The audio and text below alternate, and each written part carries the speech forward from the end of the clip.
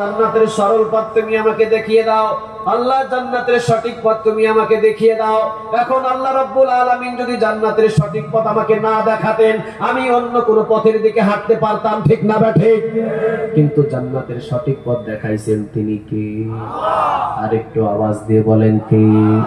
প্রমাণ সূরা ইব্রাহিমের ১ম নম্বর আয়াত।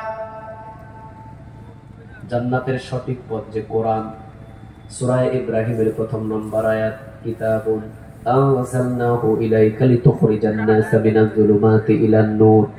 ও নবী, মানুষদেরকে অন্ধকার পথ থেকে জান্নাতের আলোকিত পথ দেখানোর জন্য ৩০ পারা কোরআন আমি নাজিল করে দিলাম। সুবহানাল্লাহ বলেন। তাহলে জান্নাতের সঠিক পথের নাম আর জোরে চিৎকার দিয়ে বলেন, কোন সন্দেহ? আর জোরে বলেন, কোন সন্দেহ? যত আমি সূরা ইব্রাহিমের ১ম নম্বর আয়াতের ভিতরে পেয়ে গেলাম, কিতাবুন আনজালনাহু ইলাইকা লিতুখরিজান নাসা মিনাজ যুলুমাতি ইলান নূর। কিতাবুন আনজালনাহু ইলাইকা লিতুখরিজান নাসা মিনাজ যুলুমাতি ইলান নূর। সূরা ইব্রাহিমের ১ম নম্বর আয়াতে আল্লাহ রাব্বুল আলামিন বলছেন, জান্নাতের পথ দেখানোর জন্য পৃথিবীতে হাজার হাজার অসংখ্য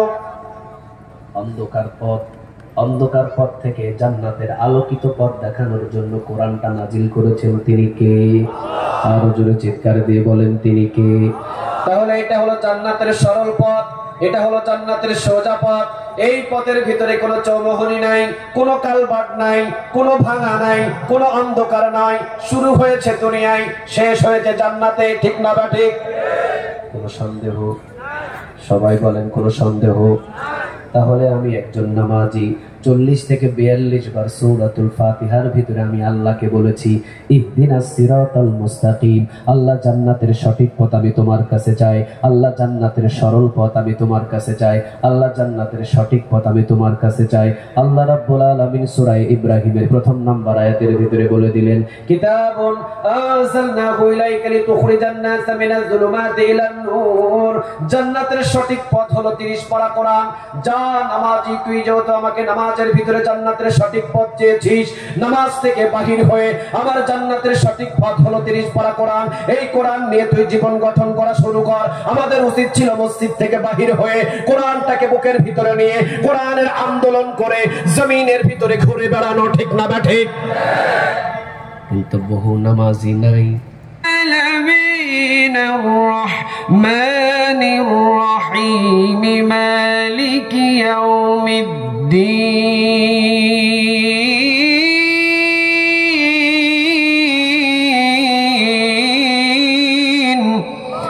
মসজিদের ভিতরে আমরা সূরাতুল ফাতিহা তেলাওয়াত করলাম ৪০ থেকে ৪২ বার। মসজিদের ভিতরে বললাম, ইহদিনাস সিরাতাল মুস্তাকিম। আল্লাহ জান্নাতের সঠিক পথ আমি তোমার কাছে চাই, আল্লাহ জান্নাতের সঠিক পথ আমি তোমার কাছে চাই, আল্লাহ জান্নাতের সঠিক পথ আমি তোমার কাছে চাই। জান্নাতের সঠিক পথের নাম কি? আরো জোরে বলেন, আর একটু জোরে বলেন। কিন্তু বাংলাদেশের কিছু মুসলমান নামাজি মসজিদে ৫ ওয়াক্ত নামাজ পড়ে, ৫ ওয়াক্ত নামাজে ৪০ থেকে ৪২ বার বলে, ইহদিনাস সিরাতাল মুস্তাকিম। আল্লাহ জান্নাতের সঠিক পথ তোমার কাছে চাই, আল্লাহ জান্নাতের সঠিক পথ তোমার কাছে চাই, আল্লাহ জান্নাতের সঠিক পথ তোমার কাছে চাই। মসজিদের ভিতরে জান্নাতের সঠিক পথ চাই, আবার মসজিদ থেকে বাহির হয়ে এরশাদের পিছনে, এরশাদের লাঙ্গলের পিছনে সারা জীবন ব্যয় করে। বুঝতে হবে, মসজিদে বলে এক, মসজিদ থেকে বাহির হয়ে লাঙ্গলের পিছনে ঘুরে এর মতো বাটপার পৃথিবীতে একটাও নাই, একটাও নাই, একটাও নাই, ঠিক না বেঠি?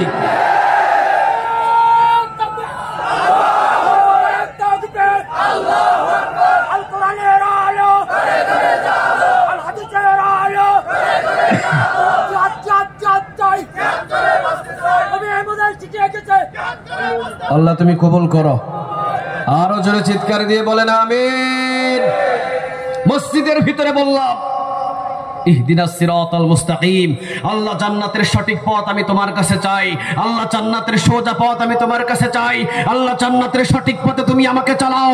তাহলে একজন নামাজি হয়ে সে মসজিদে বলেছে জান্নাতের সঠিক পথ চাই, তার উচিত ছিল মসজিদ থেকে বাহির হয়ে কোরআনটাকে বুকের ভিতরে নিয়ে জমিনের ভিতরে কোরআনের আন্দোলন করা, ঠিক না বেঠি? কিন্তু এই নামাজি বসো, আমাকে একটু কথা বলতে দাও। কিন্তু এই নামাজি সূরাতুল ফাতিহার ভিতরে সে সারা দিনে 5 ওয়াক্ত নামাজে 40 থেকে 42 বার পড়েছে ইহদিনাস সিরাতাল মুস্তাকিম। আল্লাহ জান্নাতের সঠিক পথ তোমার কাছে চাই, আল্লাহ জান্নাতের সোজা পথ তোমার কাছে চাই। আবার এই নামাজি মসজিদ থেকে বাহির হয়ে লাঙ্গলের মিছিলে ঘুরতেছে, এরশাদের পিছনে ঘুরতেছে, লাঙ্গলের মিছিল নিয়ে সারা জীবন ব্যস্ত আছে। বোঝা যায় মসজিদে বলে এক, মসজিদ থেকে বাহির হয়ে করে আরেক। এর মতো বাটপার পৃথিবীতে একটাও নাই। আওয়াজ দিয়ে বলেন ঠিক না ঠিক? আর একটু আওয়াজ দিয়ে বলেন ঠিক না ঠিক? কার সাথে বাটপারি করতেছে? সবাই তো বললেন না কার? আরো জোরে আওয়াজ দিয়ে বলেন কার? আপনাদের কি বুঝে যেতে চাই ঢাকা শহরে কঠিন দলের কথা বলে আমি ওই আমির হামজার ভাইয়ের মতো যাওয়া সম্ভব? আমির হামজা ভাইয়ের সাথে কিছুক্ষণ আগে খাওয়া দাওয়া করলাম, একসাথে আসলাম। উনি বলছে যে ভাই আমার ইচ্ছা ছিল, মনে হয় ধরে নিয়ে গেছে 11-12 দিন পরে ছাড়ি দিবে, কিন্তু একই ঠেলায় 3 বছর পার করে এলাইছে। সহজ কথাগুলো আমি আপনাকে